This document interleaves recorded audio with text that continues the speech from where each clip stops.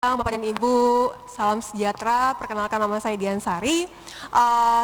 Background saya memang tidak dari perpustakaan. Saya dari manajemen dan kebijakan publik Universitas Gadjah Mada. Nah, tapi dalam setahun ini saya aktif dalam penelitian mengenai hak cipta. Saya meneliti mengenai transformasi pelayanan sistem pencatatan hak cipta online DJKI. Nah, terkait dengan tema mewujudkan ekosistem perpustakaan digital 4.0 dan society 5.0, itu adalah kaitannya adalah bagaimana mentransformasi pelayanan publik kita dari sistem manual ke sistem digital. Manual yang loketnya ngantri-ngantri panjang-panjang berjam-jam, bahkan sampai ada pungutan liar, diganti ditransformasi mengenai sistem online seperti itu. Lanjut. Oke, sebelumnya saya perkenalkan dulu terkait dengan pelayanan publik yang mengubah manual ke sistem digital itu adalah namanya e-government. Jadi Bapak dan Ibu, kita mungkin sering mendengar e-government, oh sistemnya sudah online, sistemnya sudah berbasis internet, tapi tetap juga tidak efisien dan tidak efektif. Jadi e-government itu sebenarnya seperti apa? Jadi pelayanan publik yang e-government itu adalah pelayanan publik yang bisa diakses siapapun, teman-teman kita yang disabilitas, dimanapun kita berada, dan memberikan responsif dan biaya yang lebih efektif adalah e-government. Jadi pelayanan publik nantinya terkait dengan tema kita adalah pelayanan publik yang e-government. Nah, DJKI tahun 2018 kemarin itu memenangkan dalam 100 inovasi pelayanan publik dan dapat penghargaan dari Kemenpan RB, di mana dia mengubah sistem pencatatan hak cipta. Hak cipta ini kenapa perlu Bapak dan Ibu? Mungkin kita sekarang itu seperti yang disebutkan Bapak Presiden kita adalah menuju SDM yang unggul. Tapi SDM yang unggul itu dilihat juga dari seberapa banyak publikasi kita. Publikasi yang seperti apa? Publikasi yang dicatat. Yang dicatat yang memiliki hak ciptanya. Nah, lanjut. Nah, hak cipta itu seperti hak cipta itu kita dalam urutan ini tahun 2016 itu kita masih di bawah Malaysia. Kita itu dari posisi 33, dari 38 negara kita posisinya 33. Bayangkan dari 38 negara kita posisi 33. Padahal bangsa Indonesia itu bangsa yang kreatif, bangsa yang penuh dengan ilmu pengetahuan, bangsa yang cerdas. Kenapa daya pengetahuannya, ciptanya itu terkait dengan publikasi melalui buku ataupun lagu seperti itu tidak dipublikasi dan tidak didaftarkan. Kita sangat rendah sekali posisinya. Kemudian berdasarkan hal tersebut, DJKI mempunyai inovasi pelayanan publik, yaitu melakukan terobosan dengan membuka akses pencatatan kekayaan intelektual secara online pada tahun 2016. Jadi inisiasi itu masih dari tahun 2016 gitu. Padahal instruksi presiden itu untuk membuat pelayanan publik yang e-gov itu yang berdasarkan sistem online itu mulai tahun 2003. Jadi memang susah Bapak dan Ibu untuk mengubah sistem manual ke sistem digital itu memang susah. Instruksi presiden 2003, DJKI baru melaksanakan 2016. Itu masih dalam niat, rencana. Ternyata pelaksanaannya tahun 2018, seperti itu. Lanjut. Oke, ini hak cipta. Sebelum kita lanjut, saya terangkan terlebih dahulu, hak cipta itu seperti apa? Hak cipta ini tidak wajib Bapak dan Ibu. Jadi kalau misalnya kita punya, tidak wajib dalam artian gini, kalau misalnya kita hak cipta itu hanya batas pencatatan saja. Pencatatan, dan kalau misalnya diklaim seseorang itu hanya mendapatkan sanksi dalam artian ekonominya gitu, royaltinya seperti itu. Dalam Undang-Undang Hak Cipta nomor 28 tahun 2014 tentang hak cipta dijelaskan bahwa hak cipta adalah hak eksklusif pencipta yang timbul secara otomatis berdasarkan prinsip deklaratif. Jadi hanya sebatas deklaratif. Salah suatu ciptaan diwujudkan dalam bentuk nyata tanpa mengurangi pembatasan sesuai dengan ketentuan perundang-undangan. Jadi hanya berdasarkan deklaratif. Jadi Bapak dan Ibu kalau misalnya ingin menunjang perpustakaan digital itu ya buatlah dalam artian karya yang memperbanyak, yang membuat daya saing bangsa kita itu semakin meningkat. Tapi bagaimana caranya? Ya sebagai bentuk kita untuk meningkatkan daya saing ya buat suatu karya, tapi dalam artian ada hak ciptanya. Jangan membuat suatu karya tapi tidak didaftarkan, tidak dicatatkan. Itu sangat kurang berkualitas nantinya artinya. Lanjut. Oke, jadi yang saya ingin jelaskan di sini, kenapa sih bisa transformasi dari manual ke digital tuh bagaimana transformasinya? Jadi dalam sistem manual itu inefektif sama inefisien. Jadi bapak-bapak dan ibu-ibu berdasarkan penelitian saya, dosen-dosen itu dari timur pada saat belum ada sistem online ini mereka harus datang ke Jakarta, ke Kementerian Hukum dan HAM, itu mendaftarkan hak ciptanya seperti itu. Bayangkan ongkos pesawat, tenaga, waktu dari timur ke Jakarta itu sangat banyak yang dikorbankan pada sistem manual. Dan setelah itu sampai di DJKI juga ngantri seperti itu. Nah makanya pada tahun 2016 itu, sebelum tahun 2016 yang mendaftarkan setiap tahun itu hanya 200 orang. Bayangkan dosen kita sudah banyak gitu, sudah banyak dan hanya 200 orang yang mendaftarkan ke DJKI gitu. Jadi berdasarkan hal tersebut untuk meningkatkan daya saing bangsa, maka diubahlah menjadi sistem online. Jadi Bapak dan Ibu kalau misalnya mempunyai buku, mempunyai karya cipta, bisa mendaftarkan lewat online. Jadi nggak perlu lagi datang ke pusat, ke Kementerian Hukum dan HAM DJKI seperti itu.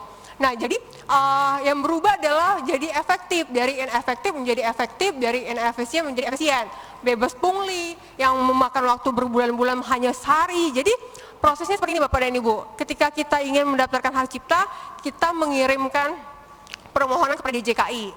Permohonan itu berkaitan dengan meminta username sama password. Kemudian DJKI itu memberikan formulir ke username sama password dan kita mengisi formulir.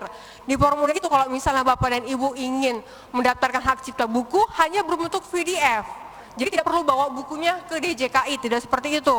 Jadi bawa bentuk PDF, kemudian dikirim, kemudian disetujui oleh DJKI, kemudian Bapak dan Ibu bisa membayar biayanya.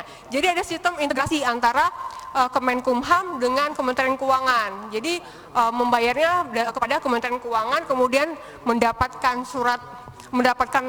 bukti pembayaran, kemudian baru diproses dan hanya sehari saja untuk mendapatkan hak cipta di DJKI. Kemudian, nah transformasinya ini itu nggak hanya blok gitu langsung, oh kita membuat sistem online, tidak seperti itu, tapi banyak prosesnya. Bagaimana prosesnya? Nah sama seperti tema perpustakaan digital 4.0 itu nggak serta-merta kita punya anggaran ini 1 miliar, oke kita buat, nggak seperti itu.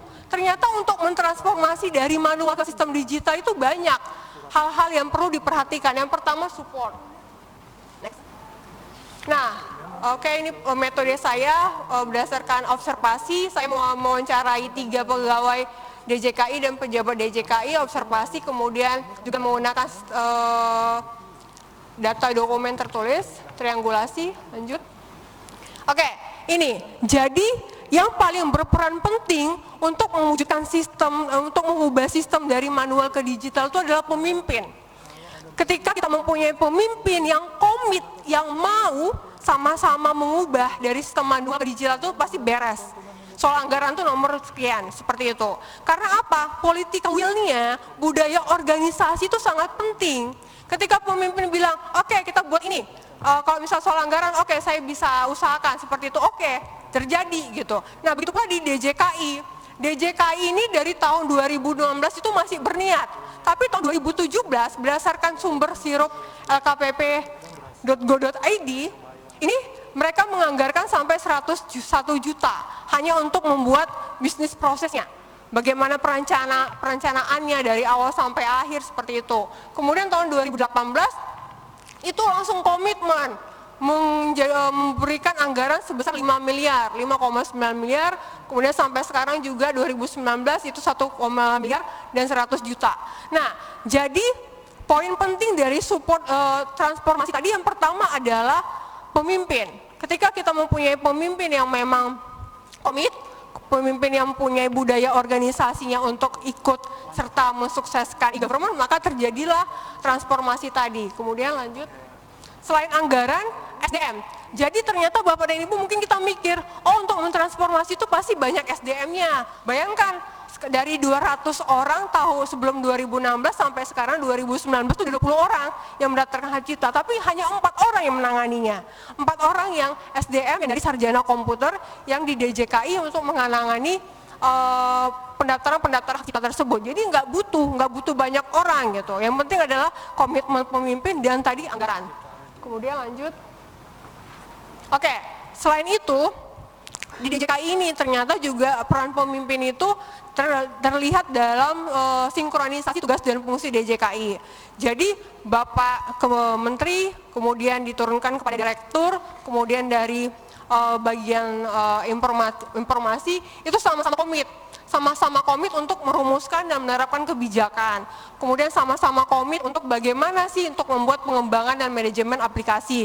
Tapi sayangnya walaupun Bapak Menteri sampai kepada Direktur DJKI itu sama-sama komit, tapi ternyata tahun 2019 ini tidak dapat lagi penghargaan inovasi pelayanan publik tersebut gitu. Mungkin ada yang perlu hal-hal yang perlu diperbaiki dalam sistem untuk pengembangan informasinya seperti itu. Lanjut. Oke. Jadi yang terakhir adalah value.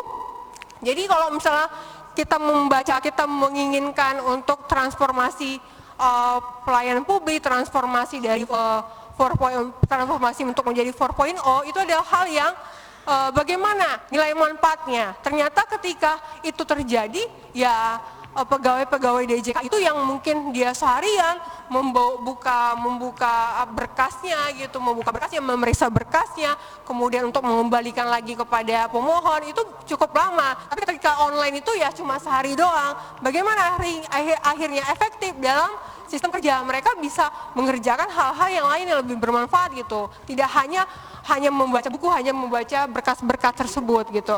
Jadi selain itu value-nya bagaimana kepada kita sebagai pengguna pelayanan publik tersebut. Ya kita juga menjadi lebih efisien waktunya, lebih efektif, bebas dari pungli. Kemudian itu menciptakan suatu pelayanan publik yang dapat diakses, kemudian juga dapat cepat penanganannya dan bebas dari pungutan liar. Jadi kesimpulannya Bapak dan Ibu, untuk menunjang perpustakaan digital 4.0 ini kita bukan hanya sekedar sistem, tapi juga kita harus menjadikan kita berpartisipasi untuk mengembangkan, untuk menciptakan karya.